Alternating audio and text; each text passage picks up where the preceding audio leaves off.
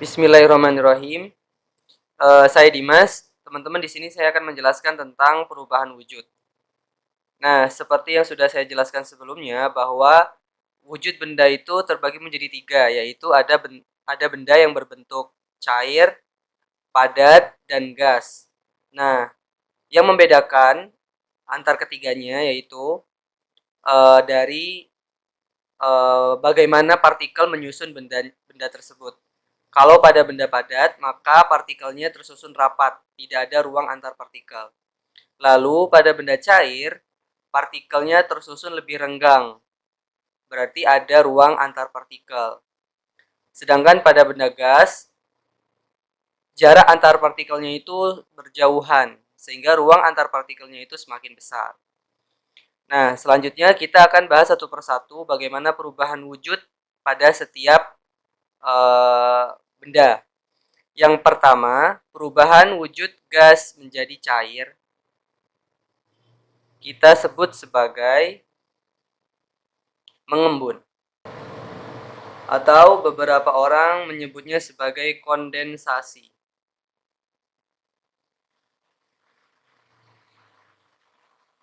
Lalu, perubahan wujud cair menjadi gas kita sebut sebagai menguap.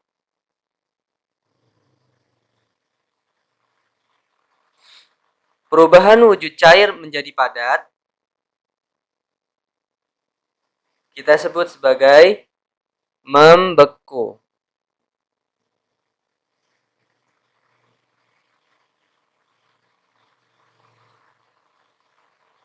Lalu bentuk padat menjadi cair kita sebut sebagai proses mencair. Nah, selanjutnya perubahan wujud padat menjadi gas kita sebut sebagai menyublim. Kemudian perubahan wujud gas menjadi padat kita sebut sebagai deposisi.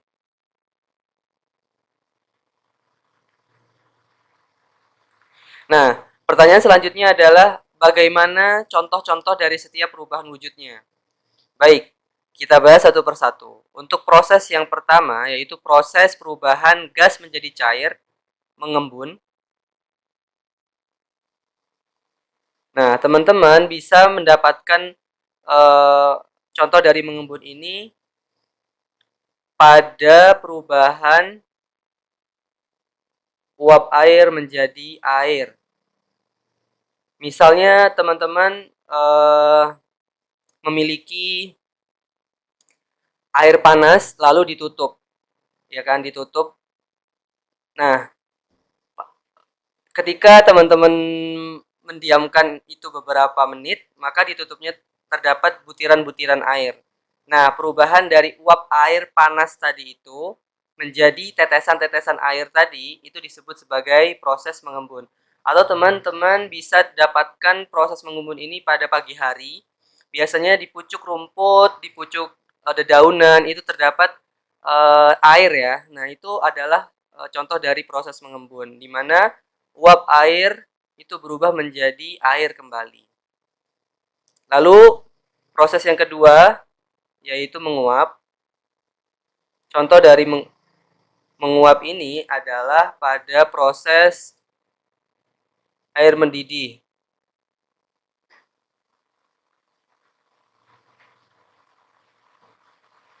Air mendidih. Nah, menguap adalah perubahan wujud dari cair menjadi gas.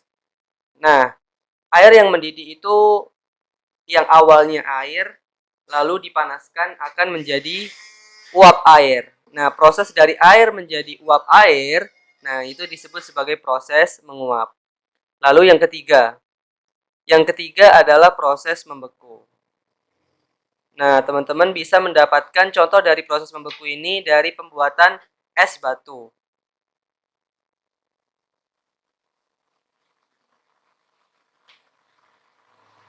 Di mana air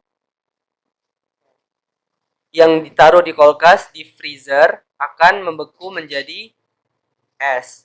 Nah, ini proses membeku. Lalu contoh yang keempat adalah proses mencair. Nah, proses mencair ini adalah proses dari padat menjadi cair. Nah, ini teman-teman bisa dapatkan pada minuman dingin yang ada es batunya. Nah, teman-teman bisa perhatikan di situ, semakin lama es yang ada di minuman tersebut akan mencair sehingga volume air akan bertambah. Nah, itu menunjukkan bahwa es tersebut berubah menjadi air. Nah, proses tersebut kita sebut sebagai proses mencair.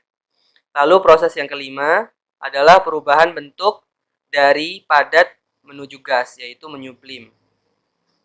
Nah, teman-teman bisa mendapatkan contoh dari proses menyublim ini pada kamper atau beberapa orang menyebutnya sebagai kapur barus. Nah, yang awalnya kamper itu berupa padat, lalu lama-kelamaan akan ukurannya berkurang. Lalu kemana kok bisa berkurang tersebut? Karena kamper yang awalnya padat akan berubah menjadi gas bercampur dengan udara di sekitar untuk menimbulkan wangi gitu kan untuk pakaian-pakaian kita. Nah, itu proses dari padat menuju gas dari kamper tersebut kita sebut sebagai proses menyublim. Nah, itu teman-teman beberapa contoh dari perubahan wujud yang bisa kita temukan dalam kehidupan sehari-hari.